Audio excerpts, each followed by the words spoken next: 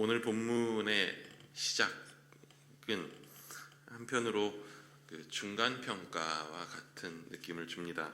지금까지 예수님이 공생의 사역을 시작하시고 해오셨던 사역들이 무언가 한마디로 정리하면서 그래서 그 결과 지금 남은 것이 무엇인가 라고 하는 것들을 조금 보여주는 듯 합니다. 1절 상반절의 말씀은 예수님이 지금까지 해오신 일이 무엇인지 한마디로 정리해주고 있습니다. 예수님은 각 성과 마을을 두루다니시면서 하나님 나라를 선포하셨고 그 복음을 말씀하셨습니다. 하나님 나라가 어떤 나라인지 선포하시고 기적들을 통해서 지금 이 땅에 하나님 나라가 이미 시작되었음을 보여주셨습니다. 병과 악한 것, 귀신들이 쫓겨나가고 세상 나라 가운데 살아가던 죄인과 세리들이 하나님 나라로 돌아오는 것을 보게 됩니다. 이런 의미에서 예수님의 선포는 복음 그 자체였습니다. 오늘 소망 없는 세상 가운데 살아가고 있는 사람들에게 이미 하나님 나라가 우리 가운데 임하였음을 보고 느끼게 하였습니다. 그렇다면 예수님이 그 놀랍고 반가운 소식을 전한 결과는 어떻습니까? 한번 생각해 봅시다. 개척을 합니다. 어떤 목회자 개척을 합니다. 밤낮 없이 말씀을 선포하고 사역합니다. 사역 가운데 놀라운 일들도 종종 자주 일어납니다. 기적도 일어나고 유명해집니다. 요즘식으로 말하면 유튜브 방송으로 말씀을 선포했는데 시청자가 5,000명 정도 들어온다고 해봅시다. 그렇게 1년을 사역합니다. 그런데 그렇게 1년 정도를 사역했는데 만약에 등록교인이 20명이면 지금 이 사역은 제대로 되어가고 있는 것일까요? 오늘 예수님의 사역의 결과가 마치 이런 느낌을 주는 것 같습니다. 온 동네에 두루다니며 말씀을 선포하고 말씀뿐 아니라 그 말씀의 권위를 더하는 많은 기적들이 실제로 일어나고 있습니다. 병자가 치유되고 귀신이 떠나가는 일이 일상다반사입니다. 그래서 예수님이 말씀을 선포하는 자리에는 수백, 수천의 사람들이 항상 모여듭니다. 그런데 오늘 1에서 3절에 나오는 내용에 따르면 어떻습니까? 예수님께 헌신되어 그를 따르는 이들은 지금 12명의 제자입니다. 거기에 더하여서 여인들이 있습니다. 이름이 나온 이들은 3명이지만 여러 여자라고 하니 좀 더 많은 인원이 있긴 했을 것입니다. 그래도 그렇게 많은 숫자는 아닌 것 같습니다. 개척하고 1년이 지나는데 20명이 모인다는 것은 결코 적은 숫자는 아닐 수 있습니다. 그런데 예수님의 놀라운 사역과 일어난 일들을 생각할 때 20, 30명 정도의 사람들만이 주님 앞에 헌신되어서 그와 함께하고 있다라고 하는 그 정도의 숫자는 어떻게 보면 참 초라한 숫자처럼 보입니다. 예수님 본인이신데요. 이 땅 가운데 하나님 나라를 이루실 하나님 나라 그 자체이신 분의 행보치고는 이래도 되나 싶은 규모입니다. 세례 요한이 의문을 품고 의문을 가지고 물어볼 법도 합니다. 오실 이가 당신이 정말 맞습니까? 이게 지금 잘 돼가고 있는 건가요? 5절부터 나오는 씨와 땅들의 이야기는 4절부터 나오는 씨와 땅들의 이야기는 우리가 익히 많이 들어온 이야기입니다. 말씀이 뿌려지는 4가지의 땅, 과연 우리의 마음의 땅은 어떠한 모습의 땅인지, 나는 과연 좋은 땅인지를 한번 돌아보게 만드는 말씀입니다. 뿌려지는 말씀을 듣는 입장인 우리의 입장에서 당연한 접근이고 묵상입니다. 그런데 한편으로 이번에 이 말씀을 준비하면서 묵상하면서 조금은 다른 입장을 생각해 보게 되었습니다. 이 말씀을 하시는 뿌리는 사람의 입장에서, 농부의 입장에서 예수님은 이 상황, 이 말씀을 어떤 마음으로 바라보시고 또 하실까라는 생각이 좀 들었습니다. 4절부터 나오는 비유의 말씀은 크게 2단락으로 나옵니다. 하나는 비유의 말씀을 모여든 무리에게 전하시는 장면이고 9절부터는 그 비유의 말씀의 의미를 제자들에게 알려주시는 그런 내용입니다. 그런 면에 있어서 4절에서 8절의 내용은요, 그 말씀이 실제로 선포되고 있는 상황 속에서는 참 생뚱맞을 수 있겠다라는 생각이 듭니다. 예수님이 큰 무리를 앞에 두고는 사람들이 못 알아듣고 있는데 그냥 일상적인 얘기를 하신 거죠. 농사의 이야기를 그냥 하신 거예요. 알아듣는 사람들이 없었는데 그냥 농사의 얘기를 했다는 건 농경사였었던 당시에 예수님의 씨 뿌리는 비유는 너무나도 일상의 이야기여서 이게 참 사람들 듣기에 예수님이 지금 무슨 말씀을 하시는 건가? 왜 저런 얘기를 하시지? 라는 의문을 들게 했었을 것 같습니다. 한 농부가 씨를 뿌리는데 뿌리다 보니 씨가 길가에 떨어지기도 하고 바위 위에 땅에 뿌려지기도 하고 가시덤불에 뿌려지기도 하더라. 그래도 좋은 땅에 떨어진 씨들은 잘 자라서 100배의 열매를 맺게 되었다. 이건 마치 출퇴근을 하며 살아가는 사람들한테 출근할 때 지하철을 타면 편합니다 라고 말하는 것과 충무로에서 3호선을 가서 살려면 7번 칸에 타야 하더라 라고 하는 그런 정보를 전하는 그런 느낌입니다. 회계 업무를 볼 땐 엑셀 프로그램을 쓰면 좋더라 라고 하는 말을 갑자기 설교 중에 하는 거죠. 무슨 의미가 있나요? 모인 무리들은 지금 예수님이 저런 뻔한 이야기를 왜 하시나 싶었을 것입니다. 그러면서 이런 식으로 말씀을 내주시죠. 자, 알아들을 사람들은 알아듣고. 무리가 모여 있었던 그 자리에서 거기 있던 사람들이 도대체 뭔 말씀이냐고 묻지 않은 것이 신기하긴 하지만 일단 그 시간이 지나갑니다. 그리고 제자들이 후에 그 비유의 의미를 따로 예수님께 여쭈어 봅니다. 예수님은 제자들에게 이 비유의 의미를 친절하게 풀어주시죠. 우리는 이미 너무나도 익숙한 내용의 말씀입니다. 뿌려진 씨는 하나님의 말씀입니다. 그런데 그 말씀이 선포됩니다. 뿌려집니다. 하나님 나라를 열매 맺게 하는 그 씨앗이 우리에게 뿌려집니다. 그런데 그 말씀이 뿌려지는 땅들이 여러 종류입니다. 어떤 씨는 길가에 뿌려지죠. 밭과 밭 사이를 나누는 길들이 있습니다. 그래야 사람들이 밭 사이로 다닐 수 있으니까요. 일부러 만들어 놓은 길도 있고 밭에 다니다 보니 땅이 계속 밟혀서 단단해져서 생긴 길도 있습니다. 이런 곳에 씨가 뿌려지면 어떻게 됩니까? 흙 안에 씨가 들어가지 못합니다. 표면 자체가 너무나도 단단하기 때문이죠. 흙 속에 들어가지 못하고 위에 드러나 있는 씨앗은 지나다니는 새들의 좋은 먹잇감입니다. 단단해진 마음에 뿌려진 씨앗 말씀은 심기지 못하고 결국 마귀가 빼앗아 갑니다. 혹여나 말씀이 뿌리를 내리고 구원받아 열매 맺으면 안 되니까 마귀는 빨리 그 보이는 것들을 집어가는 거죠. 누가복음에서 예수님이 사역을 시작하신 이후에 우리는 이런 사람들을 수도 없이 많이 보았습니다.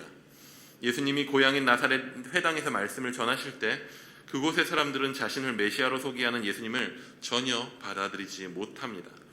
바리새인과 서기관들은 어떻습니까? 눈앞에 일어나는 하나님 나라의 놀라운 일들을, 사역들을 보면서도 자신들의 기준에 맞지 않는 예수를 그저 죽여야 할 대상으로만 바라봅니다.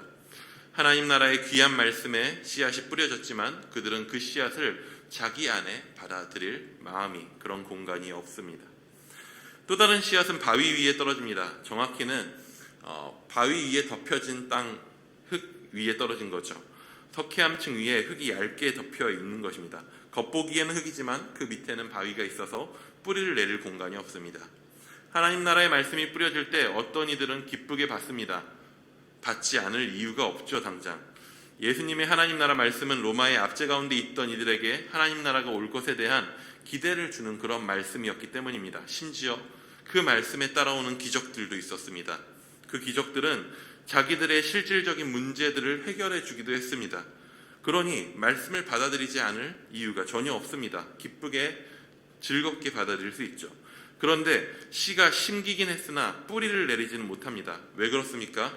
그 밑은 길가의 밭보다, 길보다 더 단단한 바위가 깔려 있기 때문입니다. 심긴 것 같으나, 말씀을 받아들인 것 같으나 결국에 그 말씀을 키워낼 마음은 없습니다.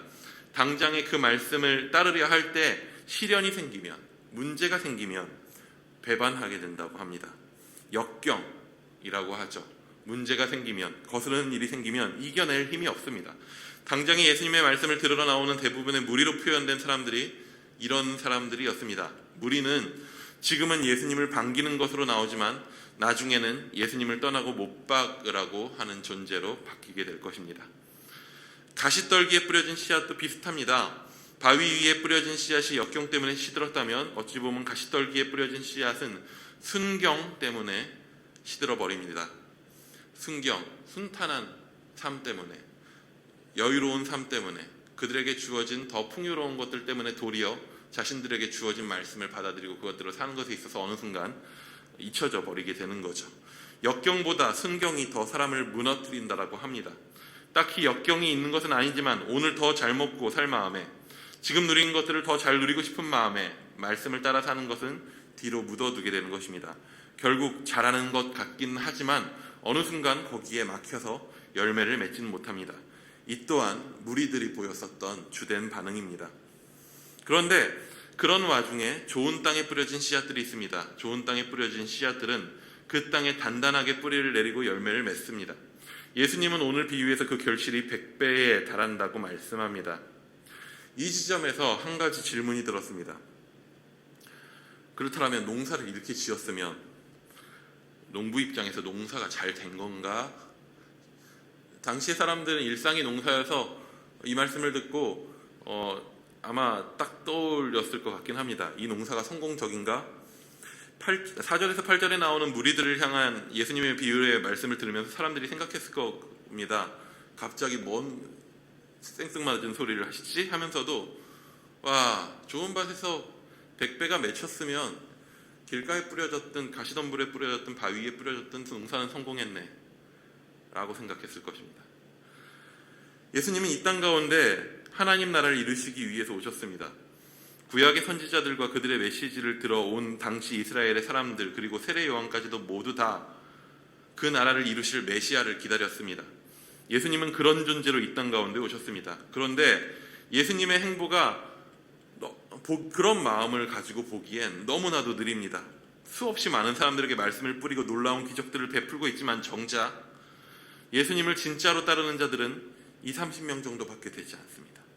이 숫자는 예수님의 공생의 후반부에 가면 70명 정도로 늘어납니다. 십자가에 매달리실 때는 좀 더 많은 사람들이 따랐죠. 3년에 70명. 하나님의 아들 메시아의 성적치고는 너무 초라하지 않습니까?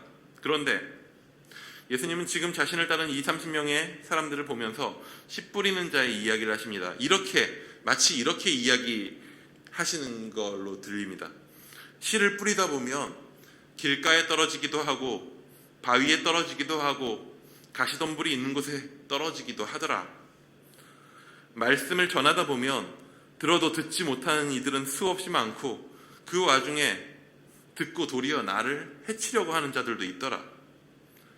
여기까지만 보면 되게 한탄같이 들리죠. 그런데 괜찮다. 좋은 땅에 떨어진 씨앗들은 결국에 열매 맺게 될 거다. 그것도 씨앗이 좋아서 그런지 100배나 열매 맺게 될 거다. 그것만으로도 이미 이 농사는 성공이다. 이미 이긴 싸움이다. 예수님의 이 밭에 대한 비유에서 좀 이러한 마음이 느껴졌습니다. 예수님이 뿌린 씨앗은 지금 20-30명 정도의 좋은 밭에 심겨졌습니다. 아직은 이 땅들이 오락가락해서 나중되면 어떤 땅은 예수님을 팔기도 할 거고 배신하기도 할 거고 도망가기도 할 겁니다. 하지만 예수님은 그들에게 씨앗이 심겼음을 보았습니다. 그래서 그들에게 따로 말씀하셨겠죠. 너희에겐 허락되었다고 하면서. 그들 안에서 100배로 맺힐 하나님의 나라의 열매를 예수님은 보았습니다. 그래서 예수님은 그들에게 이 비유의 말씀의 의미를 풀어서 알려주십니다. 이는 이와 비슷한 일들을 경험할 제자들을 향한 겉면이자 우리를 향한 위로이기도 합니다. 우리는 말씀의 씨앗을 받는 자로서 듣기만 하지 않고 그 말씀을 살아냄으로써 나눔으로써 그 나라의 열매들로 살아갈 자입니다. 동시에 우리는 그 열매를 세상 가운데 드러내며 우리에게 맺혀진 열매가 또 말씀으로 뿌려지는 그러한 도구로 쓰임받을 자들입니다. 예수님이 말씀하십니다. 잘못된 땅에 떨어질 씨앗들을 두려워하지 말고 실패라고 생각하지 말고 오늘 열매 맺고 씨 뿌리는 삶을 살아내라. 때로는 실패한 것 같고 때로는 너무나도 더딘 것 같아서 세례 요한마저도 오실 리가 당신입니까? 하고 물어볼 수밖에 없을 것 같은 상황들이 있습니다. 우리가 애쓰고 수고하고 씨를 뿌려도 아무것도 걷어지는 것 같지 않은 상황들이 있을 때가 있습니다. 하지만 예수님은 그 상황 가운데서도 보셨습니다. 자신이 십자가에 매달리는 상황 가운데서도 보셨을 것입니다.